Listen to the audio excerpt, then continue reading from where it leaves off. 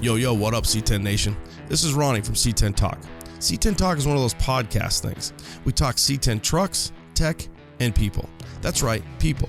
Because it's the people that make the scene so rad-ass. The trucks are cool, but the people are cooler. You can check out the podcast on iTunes, Spotify, Pandora, iHeartRadio, C10Talk.com, and anywhere else you listen to your favorite podcasts.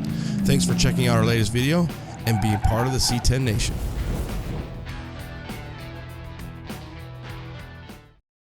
Hey guys, we've got Levi from Hammer Fab. I love this 1966 GMC Juxta, I think he said. Well, yeah. Some kind of name like that. I don't have that down yet, but I'll work on that. Levi, I think the first time I actually saw this in person was out in Bowling Green at the first Pro Touring Truck Shootout. I love this truck. It itself is amazing on the color combo and everything. And then when you do what you do, it goes to a whole nother level. Tell us about your truck. Yeah, thanks. I had the vision of doing like a really nice patina truck. I love the patina, but you know, there's things with a patina truck that a lot of guys don't like the rust that is just common on these trucks. You know, no matter how nice the patina is, they seem to all have it in the same spots. And so I wanted to get rid of that, but still have the fresh patina look. You know, you can't really wash a patina truck without rubbing off some rust or something. So we did a satin epoxy clear coat from Squeegee's Customs on it.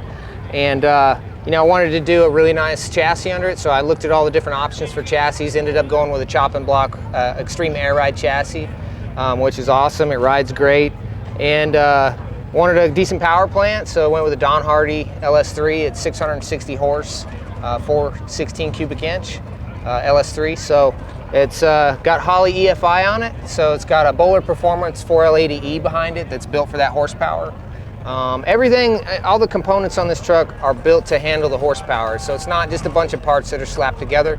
It's all well thought out and engineered to work. How about your rear end and the ratio? Yeah, so the rear end is a 370 gear from Gear FX driveline. So I went with the Choppin Block housing that they offer with the chassis, but I wanted a little bit beefier gear, so that's why I went with the Gear FX driveline. They make a little bit beefier deal. They do rear ends for NASCAR and stuff like that, so they hooked me up with that. And we got a drive shaft, two-piece drive shaft from Dan's Driveline in Las Vegas. It's a really quality made piece, and it works awesome. Okay, so what about all the Hammer Fab stuff? I mean, all the little things, from the exhaust in the rear bumper, all the metal work that you did, all the little things that people aren't gonna really see. Yeah. You put a lot of heart and soul into this thing. You guys get on social media, you can see a lot of little Easter eggs there. You've done a lot with this truck that, you know, sets it apart. Yeah, so at first glance, you know, you see a patina truck, you think, it's probably not that nice. But then you start looking underneath this one. That's why it's called Juxta. So it's juxtaposition. It's two things that go together really well that shouldn't, or that don't normally go well together. So basically I wanted to build a bad to the bone truck underneath with an old patina body on it that you can wash and maintain and not have to worry about it corroding. And drives awesome. Yeah. It drives like a new truck. Okay. And really, this has kind of pushed and promoted all your skill set too, right? Yeah. I mean, this is your truck. It's the namesake for you right now. And you know, here the Get Down, you've had people around it all the time. People loving on it. What are they saying? Oh, they love it. I mean, people walk up to it and at first it's beautiful, right? We know because the natural patina, but then they start seeing some of those details and that reels them in. And then they start looking around and they're like, dang, you know, then that's pretty cool to see that happen. Wheels, I love that you went with the color. You kind of, is it like a Cerakote or what do you That's actually painted. It's kind of a non-traditional style that you see on trucks, but that's what I wanted to do.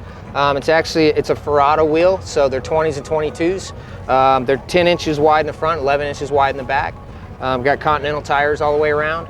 I wanted to do a wheel that was a little bit kind of out of the normal box of what truck guys are doing. You know, I wanted to have my own touch on our builds and what we do at our shop. So yeah. Just trying to get outside the box on some of that stuff. No, the wheel and the blend, it goes perfect. What about the brakes? Brakes, we got 6P Barrett brakes all the way around. They're awesome. They're also like a Cerakote or a powder coated bronze on those. Okay. And you know, that was an option for the Choppin Block chassis. Yeah. Okay.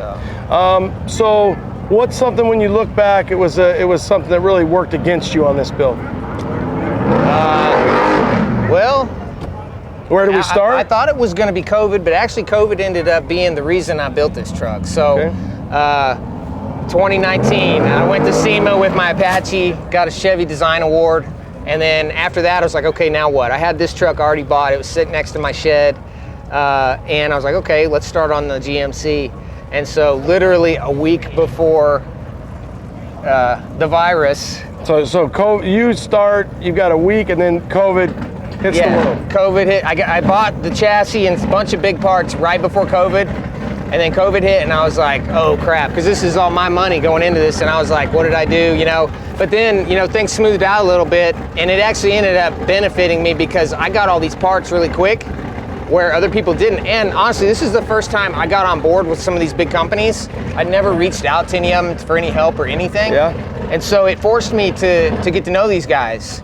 And the guys on the back window here that were part of this build, they're the ones that took a chance on me in uncertain times. Yeah. Where a lot of people were panicking. Yeah, and it worked out. He got all his parts. We got the truck, right? We get to see this truck. Where did you find this thing? It was in Northern California. I found it on Facebook Marketplace. I should not have been on there, man. Good for you. I got the truck though. Shipped it out? Yeah, paid about $1,000 to ship it out, and it sat for a couple years before I got it, but that gave me some time to get a game plan. So I had a rendering done by JM4 Designs. Okay. And it had these wheels on it in the rendering. I spent a lot of time looking at things that I want to incorporate on the build, and I kept coming back to these wheels. And so basically built the chassis to fit these wheels. And we just went from there and ended up matching the rendering pretty close. 66 GMC, two-tone, seafoam, big back window, all the bells and whistles. Was it a big back window? No, it was a small window. Okay, so you had it? Yeah, we did a big back window conversion from Classic Parts of America. We were one of the first ones to do that. Yeah, that's right. You guys did that kind of a tech thing on it. I'm going to ask him what he paid for it 2 or 3 years ago off the air, because now I'll get the real truth. But we're going to go around and kind of look at some of those Easter eggs that he did. Levi, thanks for your time. All right, man. Thanks, brother.